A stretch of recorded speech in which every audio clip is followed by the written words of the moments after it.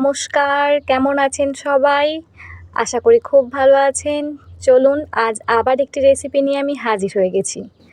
আজ করেছিলাম নিরামিষ সয়াবিনের তরকারি। যেহেতু বৃহস্পতিবার তাই নিরামিষ করা হয়েছে। আমি প্রথমে আলুগুলো ডুমো ডুমো করে কেটে রেখেছি। সয়াবিন সিদ্ধ করে রেখেছিলাম।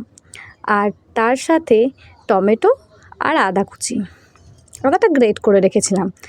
এবার কড়াতে তেল গরম হয়ে গেলে সেদ্ধ করা সয়াবিনগুলো দিয়ে বেশ ভালো করে ভেজে নিয়েছি। ভেজে অন্য একটি পাত্রে তুলে রেখেছি। তারপর আবার কড়াইটা একটু পরিষ্কার করে ধুয়ে নিয়ে কড়াতে তেল গরম করতে দিয়ে তাতে 5 ফোড়ন আর শুকনো লঙ্কা তেজপাতা ফোড়ন দিয়েছি। দেওয়ার পর এবার আলুগুলো বেশ ভালো করে ভেজে নেব।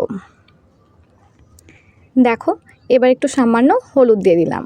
আলু ভাজার সময়তে হলুদ দিলে বেশ ভালো লাগে, তাই আমি ভাজার সময়তেই হলুদ দিয়ে দিয়েছি। এবার আলু বেশ ভাজা ভাজা হয়ে এলে টমেটোগুলো দিয়ে দিয়েছি। আবার বেশ কিছুক্ষণ ধরে টমেটো আর আলুটা ভেজে নেব। যখন প্রায় টমেটোটা গলে গলে এসেছে এরকম সময় গ্রেট করা আদাটা দিয়ে দেব। আদার সাথে একটু জল ছিল, সেটাও দিয়ে দিয়েছি। বেশ ভালো করে মশলাটা কষিয়ে নেব। আদার গন্ধ যখন চলে যাবে তখন এবার আমি সামান্য লঙ্কা গুঁড়ো দিচ্ছি, সামান্য, ওটা কালারের জন্য, খুবই সামান্য।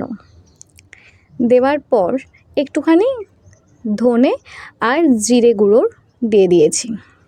দিয়ে আবার বেশ কিছুক্ষণ ধরে আমি কষাবো। এবার যখন প্রায় কষানোটা হয়ে আসবে তখন ভেজে রাখা সয়াবিনটাও ওর মধ্যে দিয়ে দেব। দুটোই বেশ কিছুক্ষণ ধরে মিনিট 2 নেড়ে চেড়ে নেব। তারপর অন্য একটি পাত্রে আমি একটু সামান্য জল গরম করতে দিয়েছিলাম। তাড়াহুড়োর মধ্যে খুব একটা বেশি জল গরম না হলেও যা হয়েছে ওই দিয়ে দিয়েছি। দেওয়ার পর তাই গরম জল ছিল, তাই বেশিক্ষণ জাল উঠতে দেরি হয়নি। দেখো, জলটা আমি দিয়ে দিয়েছি যে যার পরিমাণ মতো। দেওয়ার পর নুন দিয়েছি।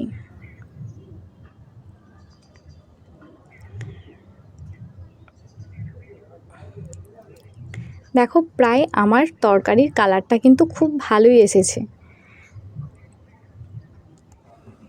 যখন প্রায় হয়ে এসেছে তরকারিতে আমি সামান্য শাহি মশলা দিয়েছি। এবার শাহি মশলা দিয়ে বেশ কিছুক্ষণ ভালো করে নেড়ে চেড়ে নিয়েছি। দেখো, আমার তরকারি রেডি।